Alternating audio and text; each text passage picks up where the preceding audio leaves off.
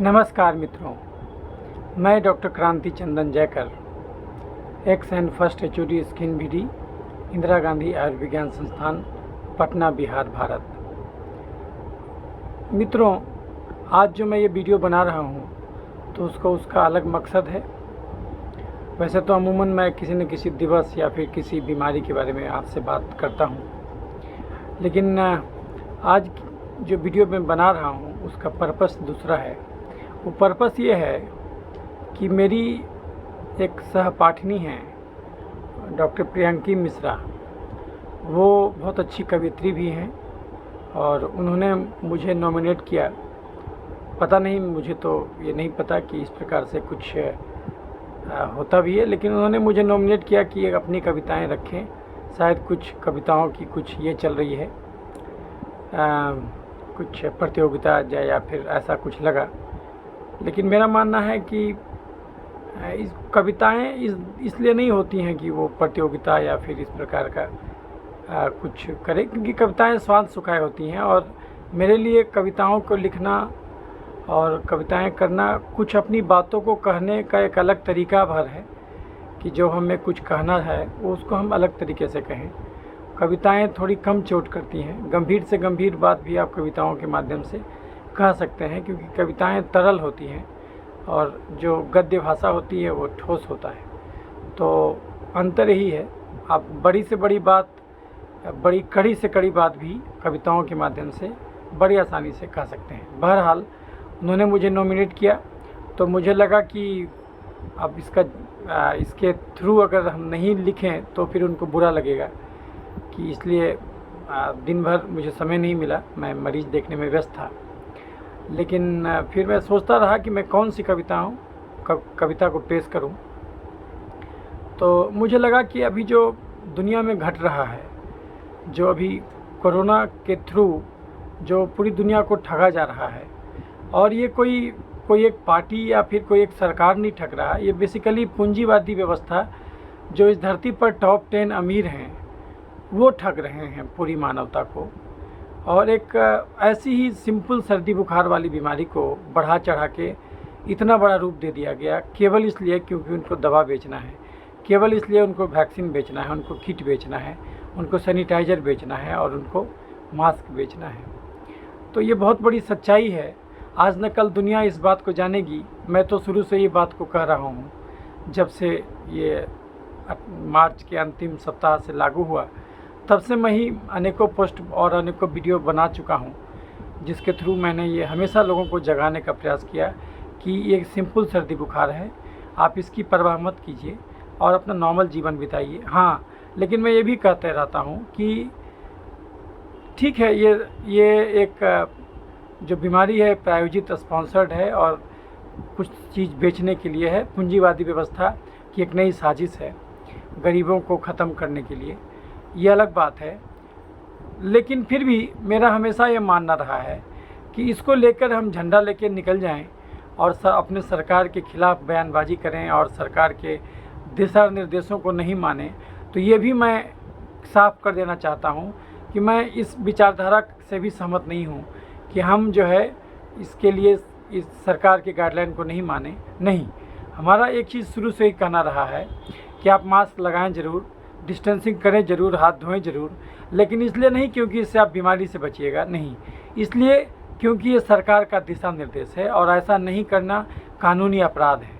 तो इसीलिए आप इसको पालन करें, क्योंकि एक सभ्य समाज और एक जहाँ आप रहते हैं तो वहाँ तो कहीं न कहीं लोकतंत्र में अगर 90% लोग किसी गलत विचारधारा को मान रहे हैं तो लोकतंत्र का एक सामान्य तकाजा है कि आपको भी, अगर वो गलत भी हो तो भी आप उसको मानना ही तो पड़ेगा, क्योंकि आपको मेजॉरिटी के साथ ही चलना होगा। तो इसीलिए मैं बार बार ये कविता मैं सुनाने जा रहा हूँ। ये कविता तो मैं बताने जा रहा हूँ, ये कविता मैं पहले भी कार्ल मार्क्स जयंती पर अपने पोस्ट में लगा चुका था, लेकिन मैं यही कविता को उनके इस चैलेंज जो उन्होंने मुझे कहा है कि आप अपनी कविताएं प्रस्तुत करें और किसी और मित्र को भी ये नॉमिनेट करें, तो उनकी बात को रखते हुए मैं यहाँ पर अभी अपनी यही कविता पढ़ना चाहूँगा, क्योंकि ये जो कविता है ये आज का समाज का सच बयान करता है और अगर इसके माध्यम से लोगों में ये चीज़ पहुंचाई जा सके कि सोचिए, आप जब आंकड़ा 200 था तो आप कितना डरते थे, आज आंकड़ा 20 लाख है, उससे भी ज़्यादा है, फिर आप जो है कि नहीं डरते। तो कहीं ना कहीं आपको ये समझ में आ गया कि आपको डराया गया, आपको मूर्ख बनाया गया।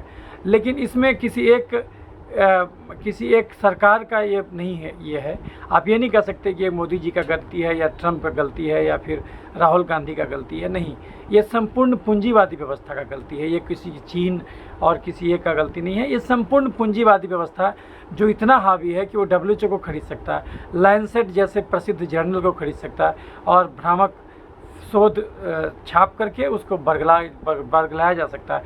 क्योंकि इस धरती पर करीब मैं हर वीडियो में बताते आया हूँ कि इस धरती पर करीब 1 अरब लोग ऐसे हैं जिनके पास, जो प्रति महीना भारतीय करेंसी के अनुसार, भारतीय रुपया के हिसाब से 2.5 लाख प्रति महीना से ज़्यादा कमाने वाले लोग इस धरती पर करीब 1 अरब हो चुके हैं।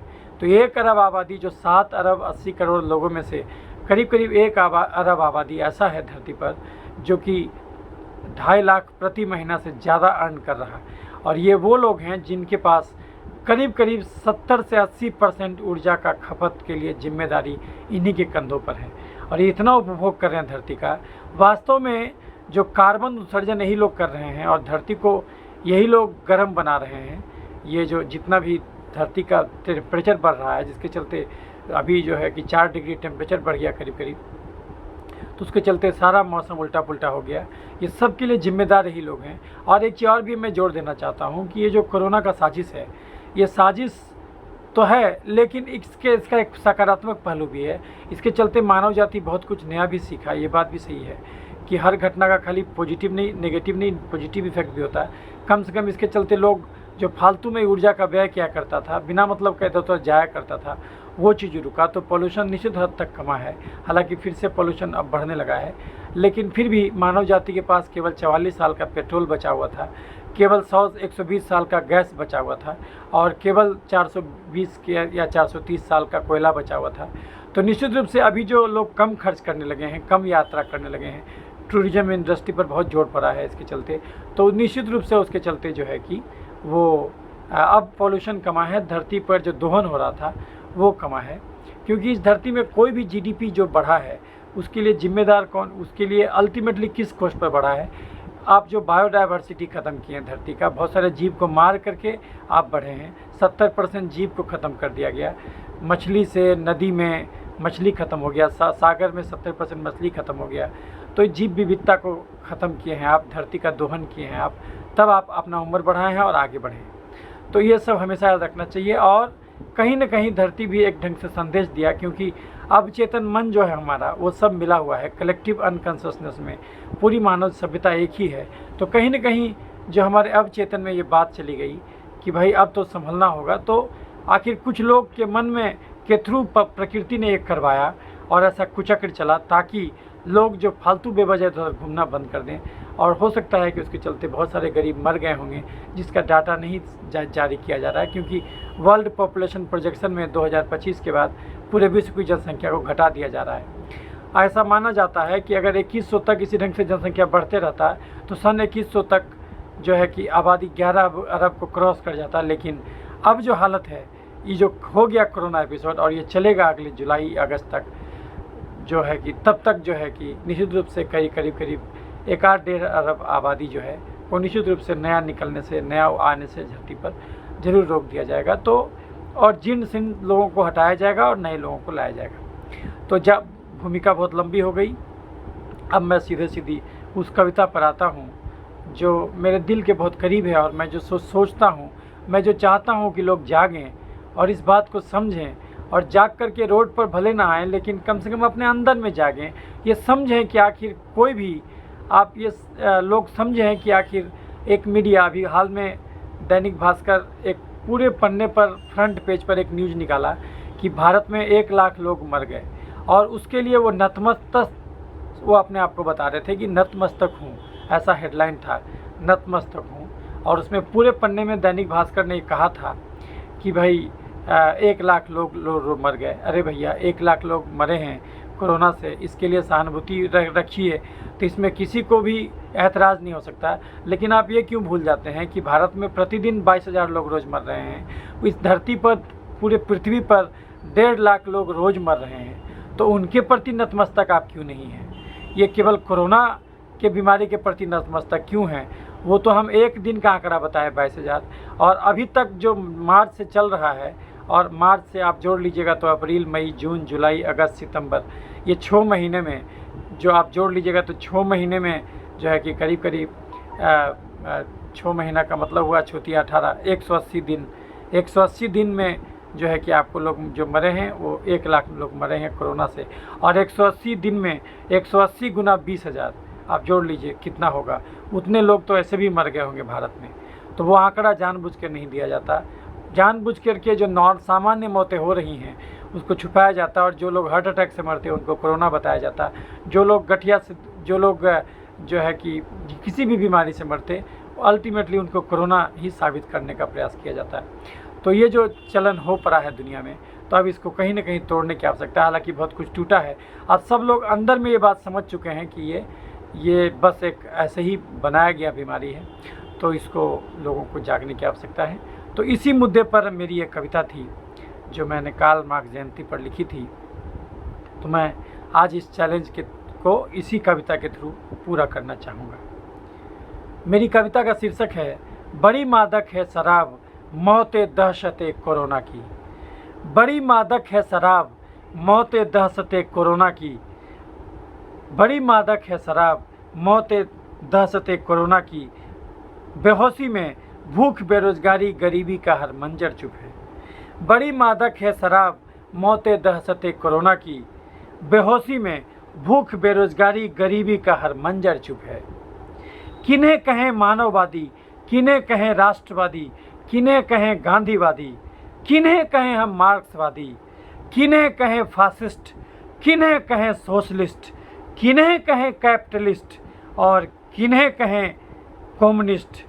विश्व स्वास्थ्य संगठन के इस प्रायोजित पैंडेमिक कम हॉरर शो में मानवता को भयभीत कर कोरोना वैक्सीन, कोरोना जांच kit, antiviral sanitiser, soap, mask बेचने को तत्पर एक आकुल व्याकुल विक्षिप्त बुर्जुआ आज एक झूठी वैज्ञानिकता का लवादा ओढ़े मौत के डर का सम्मोहन करता फिरता है हर सूं। पर मज़ा तो यह है कि हर मीडिया से कान फोड़ू स्वर में social distancing, hand wash, mask लगाने को कहते इस विज्ञापित शोर के बावजूद कंक्रीट के जंगल का चप्पा चप्पा, हर सजर, हर शहर चुप है। बड़ी मादक है शराब मौते दहशते कोरोना की। बेहोशी में भूख, बेरोजगारी, गरीबी का हर मंजर चुप है। बड़ी मादक है शराब मौते दहशते कोरोना की। बेहोशी में भूख, बेरोजगारी, गरीबी का हर मंजर चुप है। बड़ी मादक है शराब मौते दहशते कोरोना की। बेहोशी में भूख, बेरोजगारी, गरीबी का हर मंजर चुप है। जो उठा लेते थे लाल झंडे बातों बातों में, जो उठा लेते थे लाल झंडे बातों बातों में, चौक चौराहों पर दुबके पड़े हैं घरों में।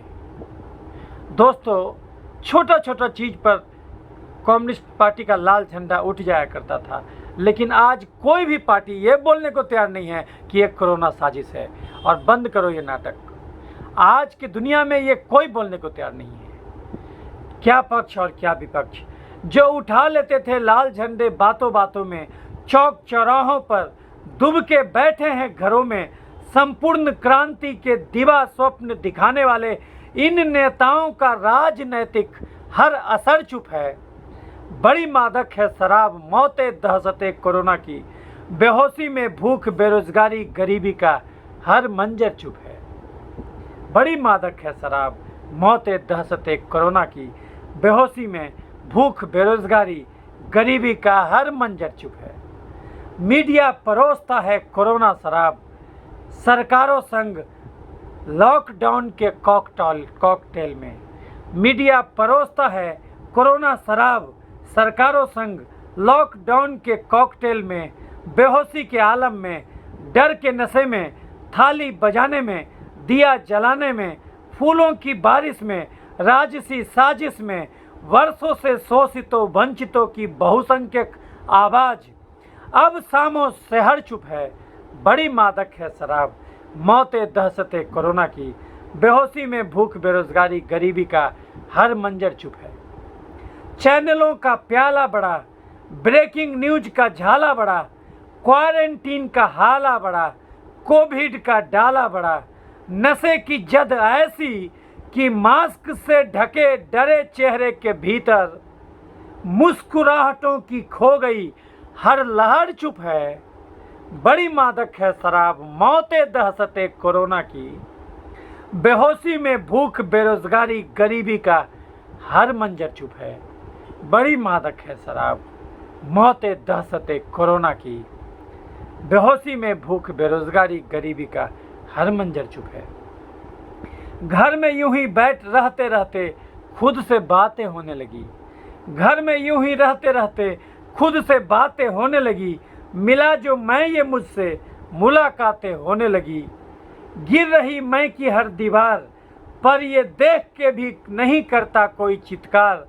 झलक मिलता है मुझे अपने रूहे नूर का, आनंद के झरने गिरे धुली ये गर्द गुरूर का। बड़ा है शोर यहाँ छुटती फुलझड़ियाँ हैं, पर मेरे अंदर का दृष्टा मेरे अंदर का वो बशर चुप है।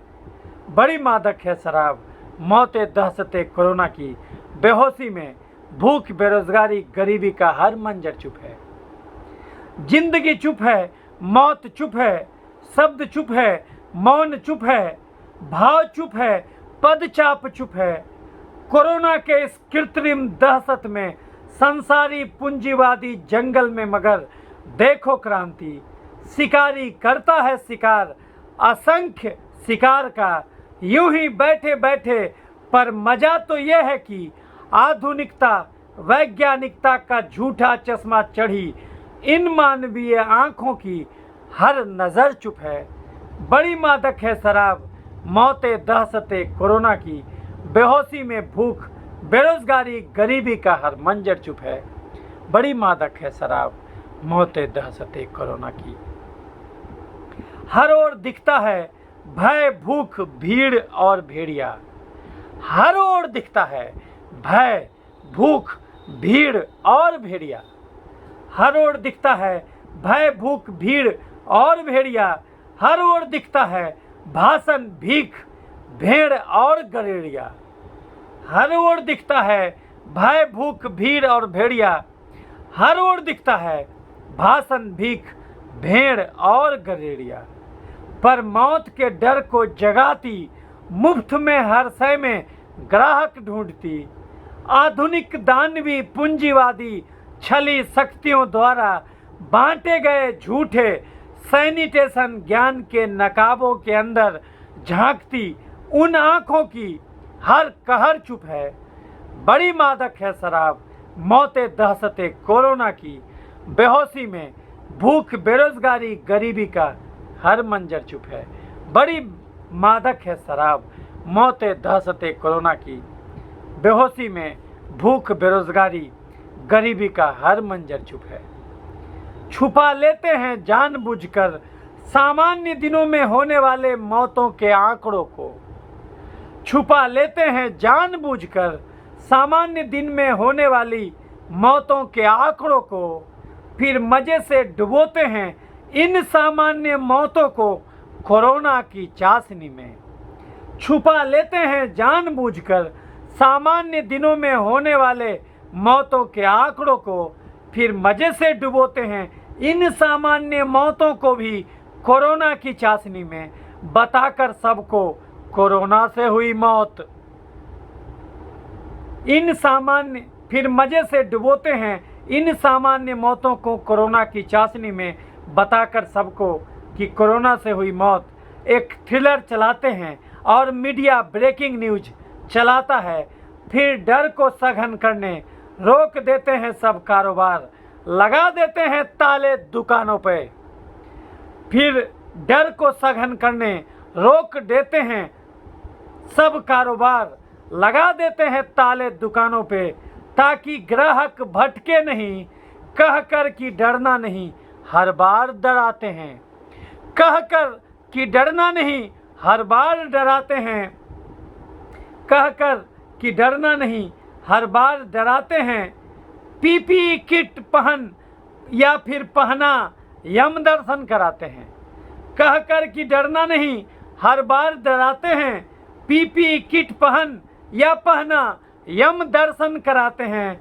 लॉकडाउन, क्वारंटीन, कॉन्ट्रैक्ट ट्रेसिंग जैसे आधुनिक हथियारों से हर जन तक मौत का डर फैलाते हैं और इंसान के अंदर मौजूद कुदरती इम्यूनिटी की याद बिसराते हैं।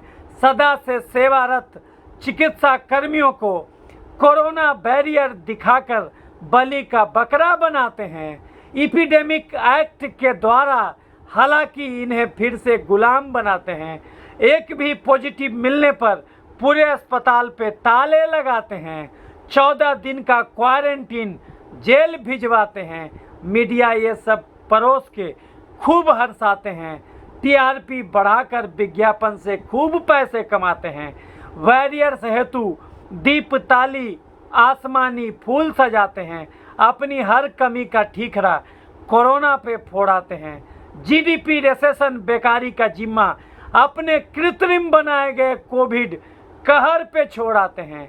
इसी बीच बैंक भकड़ों का अरबों का कर्जा माफ कराते हैं, परंतु गरीबों के घर पहुंचाने का ट्रेन किराया भी कमाते हैं।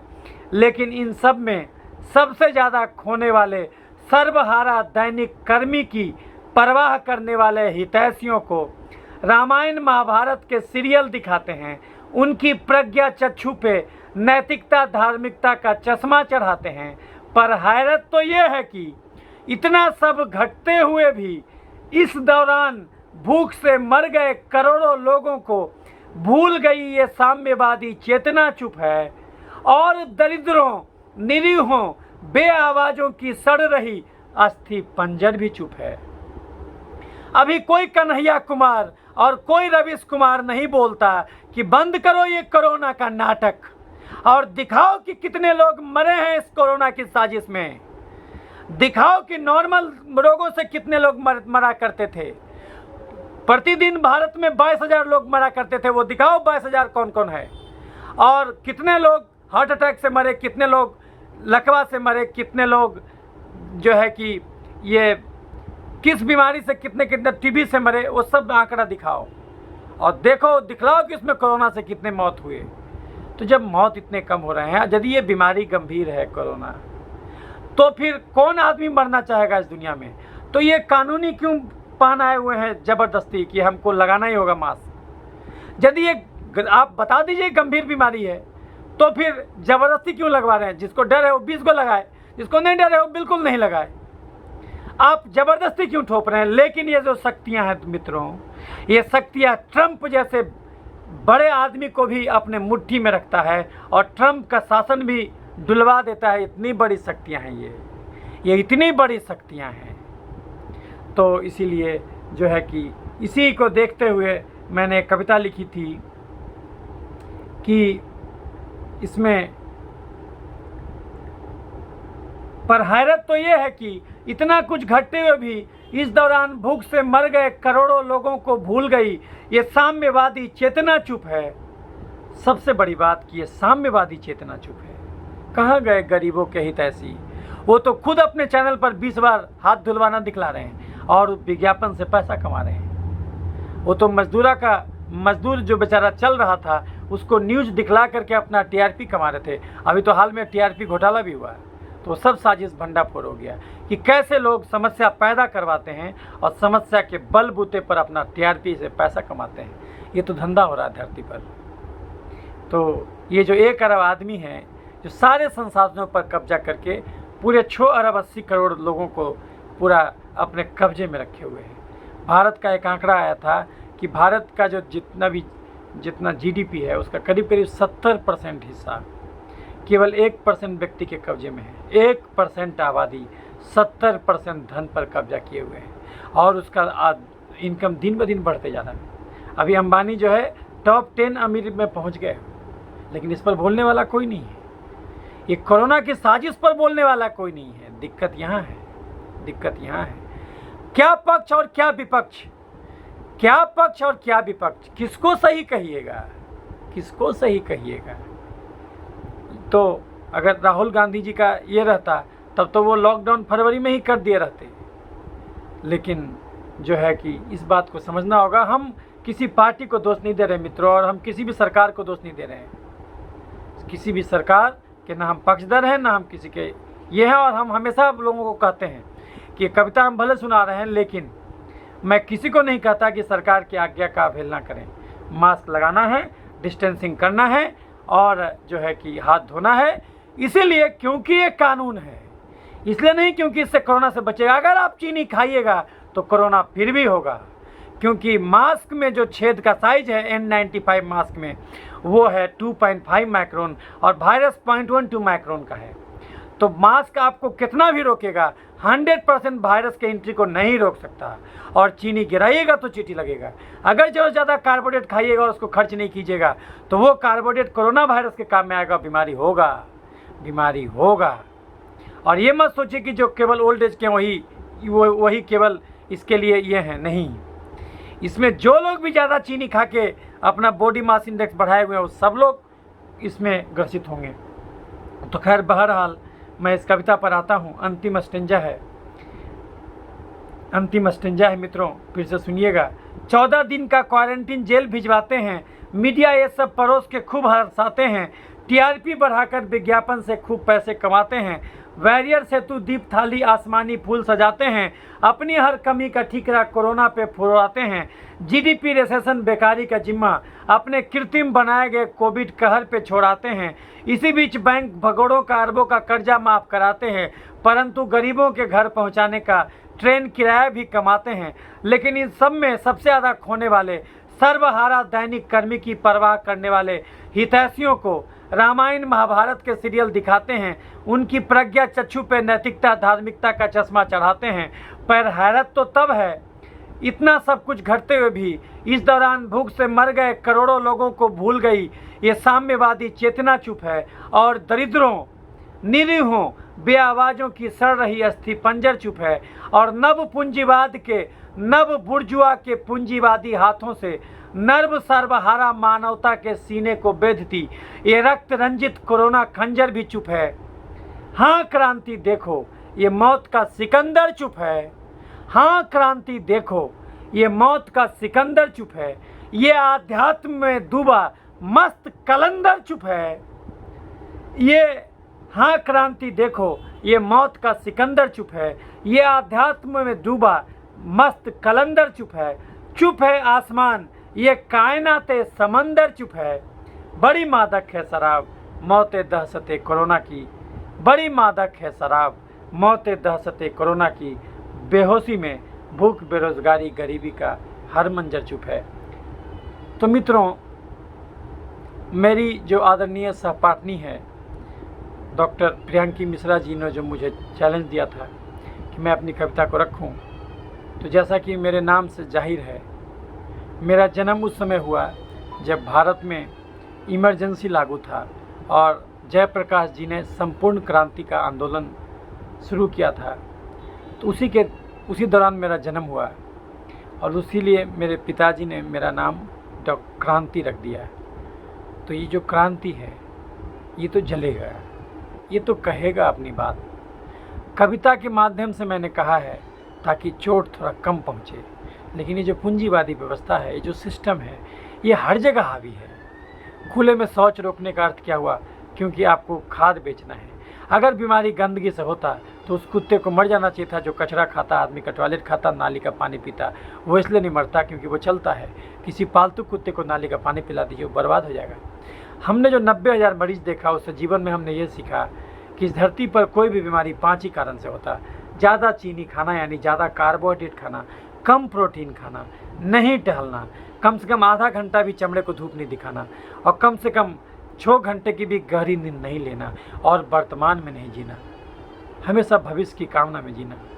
आज ये मिल जाए, कल वो मिल जाए, कल परसों वो मिल जाए, ये ऐसा सोच जो सोचता है, इस धरती पर किसी को कुछ नहीं मिलता मित्रों। सिकंदर भी खाली हाथ ही जाता है। इसलिए इस भ्रम में मत रहिए कि कुछ मिलेगा यहाँ। वर्तमान में हमेशा सुख है और आपकी जो मौत होगी वो भविष्य में होगी। जन्म जो हुआ था वो भूतकाल में हुआ था। तो ना आपका मृत्यु पर आपका कंट्रोल है, ना आपका जन्म पर कंट्रोल है। आप ये सोच के पैदा नहीं हुए थे कि हम पैदा होने जा रहे हैं। ये पैदा होने पर आपका कंट्रोल नहीं था।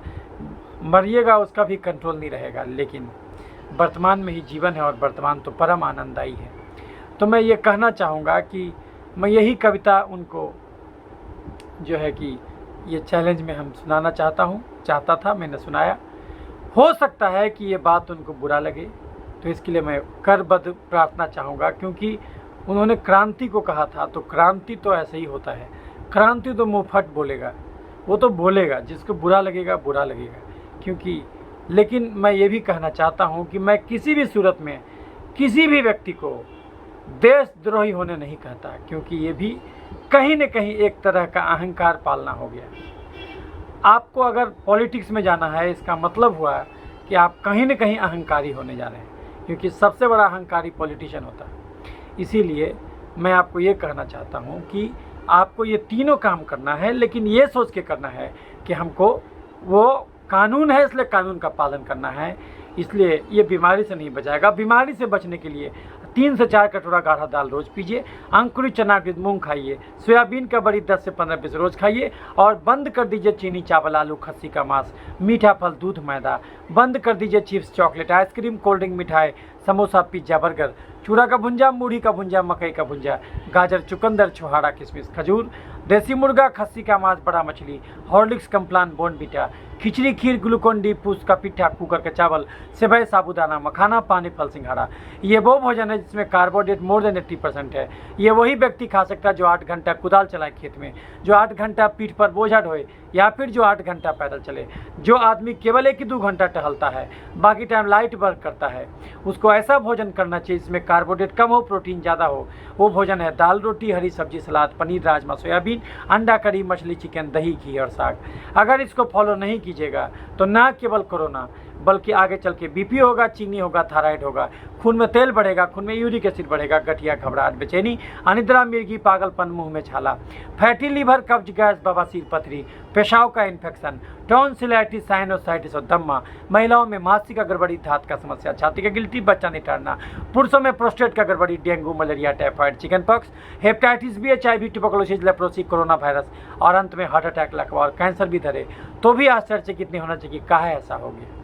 तो ये गलत भोजन करना छोड़ दिए, खुद को बदलिए, दुनिया को नहीं। कोरोना से लड़ के कोरोना से नहीं जीत सकते, खुद से लड़िएगा तो भले जीत जाइएगा। याद रखिए मित्रों, गीता में कहा गया कि अगर आपको अपने दुख का कारण दूसरों में नजर आ रहा तो इसका एक ही अर्थ है कि आपके उस दुख का निवारण संभव ही नहीं है। आप जो है कि तभी जीत सकते जब अपने आप से लड़िएगा। आप केवल अपने आप पर नियंत्रण कर सकते, यानी कि केवल अपने आप को ही आप सुधार सकते, दुनिया को नहीं। आप जो ये सोच रहे हैं कि हम मास्क लगा के वायरस के प्रसार को रोक देंगे, बिल्कुल संभव नहीं है। ये कभी नहीं रुकेगा। कहाँ रुका? 200 से आंकड़ा पहुंच गया जो है कि 20 लाख, और ये तो बढ़ते ही जाएगा, वो तो बढ़ेगा ही। आप नहीं रोक सकते ये सब। लेकिन उसके चलते जो लोग बेरोजगार हुए, आपका जो आज जो भारत का जो GDP है वो माइनस में है। आप सोचिए, केवल आपका कृषि का एक GDP जो था, जो GDP में जो अलग अलग व्यवसाय है, तो जो कृषि जिसका अंश करीब करीब 14-15% योगदान है, अभी तो 20-22% हो गया इस बार जो अभी ये देखिएगा। तो केवल कृषि है एक ऐसा चीज़ है जो कि इससे प्रभावित नहीं हुआ है, क्योंकि गांव में जो किसान थे वो आराम से खेती कर रहे थे। तो कृषि आप देखिएगा, अभी जो हाल का जो वर्ल्ड बैंक का आकलन जारी हुआ है तो उसमें बिल्कुल कहा गया है कि बिल्कुल रिसेशन में चल रहा है। और अभी हालत ये है कि पर कैपिटा इनकम के हिसाब से भारत से ज़्यादा आगे बांग्लादेश जाने वाला है। केवल इस 1 साल में के लिए, ये जो 2020 में के हिसाब से कि अंत तक बांग्लादेश का GDP भारत से आगे निकल जाएगा। बांग्लादेश भारत से बहुत चीज़ में आगे है मित्रों। अभी हाल में जो मैं एक वीडियो बनाया था उसमें भी हम आपको बताए थे कि भारत जो है कि वर्ल्ड जो है कि फूड का भी जो एक बनाए थे कि उसमें भी जो है कि कितने लोगों को hunger index, world hunger index में जो है कि भारत का स्थान 102वां है, और बांग्लादेश जो है कि भारत से करीब करीब 70वें स्थान पर है। तो बांग्लादेश भारत से ऊपर है, पाकिस्तान भी भारत से ऊपर है, श्रीलंका भारत से ऊपर है। तो ये कहीं न कहीं तो हमको सोचना होगा कि इतनी बड़ी जनसंख्या है। और ये तब है जबकि GDP जो है कि हम लोग वर्ल्ड के अगर आप देखिएगा परचेजिंग पावर पैरिटी के हिसाब से, तो भारत का जो जीडीपी है वो वर्ल्ड में जो है कि 5वें नंबर पर है। लेकिन फिर भी जो है कि हम लोग में इतने ज़्यादा गरीब को रखे, 20 करोड़ आबादी है, तो 20 करोड़ तो सरकारी आंकड़ा है, आप देखिएगा तो और ज़्यादा आंकड़ा होगा। क्योंकि जो यहाँ पर जो आयोग बनाया गया है, गरीबी रेखा का जो परिभाषा दिया गया है, आज गरीबी उन्मूलन दिवस भी है 17 अक्टूबर, तो इस पर हम एक अलग वीडियो आपको बनाएंगे। वो आज तो नहीं हो पाया, वो कल बनाएंगे, चूँकि आज छुट्टी नहीं मिल पाया मुझको। तो कल हम गरीबी उन्मूलन दिवस पर एक वीडियो अलग से बनाएंगे, जिसमें हम गरीबी का सारा चीज़ आपको समझाएंगे कि गरीबी किसको कहते हैं और कैसे लोगों को ये बताया जाता है कि 27 रुपया प्रतिदिन कमाने वाले से ऊपर को गरीब नहीं कहा जाता। यानी आप खुद सोचिए कि जो आदमी 50 रुपये प्रतिदिन कमा रहा है वो भारत में गरीब नहीं है। तो अगर इस ढंग से जोड़िएगा तो 50 रुपये में क्या होगा इस धरती पर। तो कहीं ना कहीं हमें सोचने की आवश्यकता है। इस धरती पर करीब करीब 2 अरब लोग ऐसे हैं जिनकी जो प्रतिदिन $1.5 भी नहीं कमाते। ऐसा आंकड़ा ये हमारा आंकड़ा नहीं है, ये वर्ल्ड बैंक का आंकड़ा है। तो इसीलिए यूनाइटेड नेशंस का आंकड़ा है। तो इसीलिए इसको समझना होगा और कहीं ना कहीं हमें सोचना होगा कि आखिर ये पूंजीवादी व्यवस्था अपने हिसाब से कभी उनको वैक्सीन बेचना है, कभी उनको किट बेचना है, कभी उनको ये सैनिटाइजर बेचना है और जनता के पॉकेट से पैसा निकालना है और आपको मानसिक रूप से गुलाम बनाने के लिए चारों तरफ मीडिया है जो कि एक झूठ को 1000 बार बोलेगा तो सच हो जाएगा। हिटलर कहा करता था अपनी आत्मकथा में कि एक झूठ को 1000 बार बोले तो सच हो जाता। तो एक झूठ को बार बार वही कोरोना कोरोना कोरोना, चारों तरफ कोरोना दिखेगा। और लोग ऐसे हो गए हैं कि लैंसेट जैसे जर्नल को खरीद ले रहे हैं और हर बीमारी को कोरोना से जोड़ दिया जा रहा है। कोरोना पॉजिटिव अपने आप में कुछ दिक्कत नहीं करता। जब आप बोल रहे हैं कि मोर देन 90% आपका सर्वाइवल रेट है, तो फिर ये कोविड एक्ट क्यों रखे हुए हैं? और जब इलेक्शन ख़त्म होगा तो फिर से एक अटैक आएगा। जो भी साजिश के तहत जो ये बनाया जाता है, ये जो है कि एपिडेमिक, तो पैंडेमिक, इसको कहीं ना कहीं रोकना होगा, हमें जागना होगा और उन लोगों को भी बोलने का मंच देना होगा जो कि ये कोरोना का साजिश का पर्दाफाश करना चाहते हैं। हमारा सारा वीडियो यूट्यूब टॉलरेट कर लेता है, लेकिन जैसे ही हम वैक्सीन पर वीडियो बनाते हैं तो वो वीडियो को 6 घंटे के अंदर यूट्यूब हटा देता है। तो ये बिल्कुल जाहिर सी बात हो जाता है कि नहीं, कहीं ना कहीं कुछ लोग हैं जो कि ये लगे हुए हैं कि इसमें जो ट्रम्प से भी बड़े हैं, जो मोदी जी से भी बड़े हैं, जो उन सबको कंट्रोल करते हैं और ये देश को, पूरे दुनिया को ही चला रहे। जो टॉप 10 अमीर है उसमें से हमारे अंबानी जी भी शामिल हैं।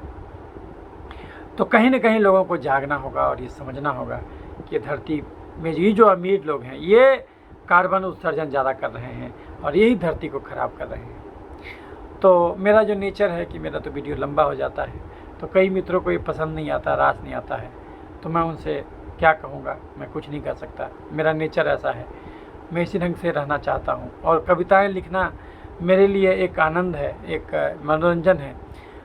मैं जानता हूँ कि लोग पढ़ें ना पढ़ें उससे मुझे फ़र्क नहीं पड़ता और मुझे ये कोई चैलेंज इस प्रकार के बीच में बिलीफ नहीं है कि मुझे कोई कवि समझे, मुझे कोई बड़ा डॉक्टर समझे या फिर मुझे ये समझे। तो ये मेरी कोई ख्वाहिश नहीं है, लेकिन मैंने जो सीखा वो अलग अलग वीडियो बना के आपसे मैं मुखातिब होते रहता हूँ। तो इसीलिए जो है कि मैंने, और उन्होंने मुझे कहा कि किसी को मैं चैलेंज दूँ, तो मैं इसके लिए माफ़ी चाहूँगा कि मैं किसी को मुझे ये पसंद नहीं है कि मैं किसी को इस प्रकार से करूं, क्योंकि कौन आदमी क्या सोचता है, कौन आदमी क्या चाहता है, वो पसंद करेगा कि नहीं पसंद करेगा ये चैलेंज। तो इसीलिए मैं इसको प्रियंका जी से मैं माफ़ी मांगना चाहता हूं कि मैं किसी को फर्दर नहीं दे सकता। लेकिन हो सकता है आपको ये कविता भी आपको अच्छी न लगे, लेकिन फिर भी आपने कहा तो मैंने सोचा कि मैं वीडियो बना के ही आपको इसके थ्रू ये बताऊँ। तो ये कोरोना का सच है और आज के दौर का सच है। ये सबसे प्रासंगिक कविता मुझे लगी, तो इसलिए मुझे लगा कि इस माध्यम से मैं इसी कविता को आपके सामने पढ़ूं, तो इसीलिए मैंने इसको कहा। वैसे तो मैं तो हर दिवस पर कविताएं लिखता हूं और सारे फेसबुक के मेरे फ्रेंड इससे वाकिफ़ हैं कि वो अभी जैसे आ रहा दुर्गा पूजा, उस पर भी मैं लिखूँगा, लिखा हुआ हूँ, उसको भी मैं बोलूँगा। तो ये तो मेरा आदत है, वो तो चलता ही रहता है। लेकिन इस मौजू पर जो उन्होंने मुझे चैलेंज दिया था, तो मुझे लगा कि इस मुद्दे पर भी, इस समय पर भी मैं इसी कविता को जारी करूं। तो मैं आगे भी आपसे मिलता रहूंगा। फ़िलहाल तो ये वीडियो का मकसद ये था। आज मैं और कोई वीडियो नहीं बना पाया, समय नहीं मिल पाता है मित्रों, थोड़ा सा लॉकडाउन खुला है, इसकी वजह से अब थोड़ा सा मरीज़ बढ़े हैं, तो मरीज़ बढ़े हैं तो मरीज़ देखने में बड़ा समय चला जाता है, क्योंकि हम एक मरीज़ को जो समझाते हैं उसको 15 से 20 मिनट लग जाता है। हम हर मरीज़ को समझाते हैं बीमारी क्यों होता है, उसको हम 50% डॉक्टर बना देते हैं, ताकि वो खाली चर्म रोग से नहीं, बीपी, चीनी, गठिया, दमा, मिर्गी, पथरी से भी बच जाए। क्योंकि हम ये सब बीमारी भी जड़ से ठीक करते हैं, क्योंकि कारण सबका एक ही है। इसलिए हम अपने आप को चर्म रोग विशेषज्ञ कहलाना पसंद अब नहीं करते हैं। हम यही चाहते हैं कि सब लोग हमको कहे allergic and holistic health expert, क्योंकि भोजन बदल के 2 घंटा रोज़ टहलवा के हम हर बीमारी को ठीक करने का एक तरीका सीखे, जो कि इंदिरा गांधी के में इतना दिन रहने से हमको पता चला 80,000 के मरीज़ के अनुभव के बाद। तो इसीलिए मैं एक बार फिर से डॉक्टर प्रियंकी मिश्रा का अभिवादन करता हूं और उनको धन्यवाद देता हूं कि उन्होंने मुझे इस लायक समझा कि मैं इसमें अपनी कविताएं प्रस्तुत कर सकूं। और लेकिन मैं उनसे क्षमा भी चाहता हूं कि भाई मैं किसी और को नॉमिनेट नहीं कर रहा हूं, क्योंकि मुझे लगता है कि जिनको भी मैं नॉमिनेट करूंगा उनको बुरा लगेगा और ये काम मैं नहीं करना चाहता। इसलिए इसके लिए मैं क्षमा प्रार्थी हूं। तो आगे भी आपसे मिलता रहूँगा, तब तक के लिए अपना प्यार बनाए रखिएगा। अगर हमारी कविता को में कुछ कड़ी बातें होंगी तो उनको मैं माफ़ी मांगना चाहता हूँ और ये कहना चाहता हूँ कि सरकार के दिशा निर्देशों का पूर्णतः पालन करें।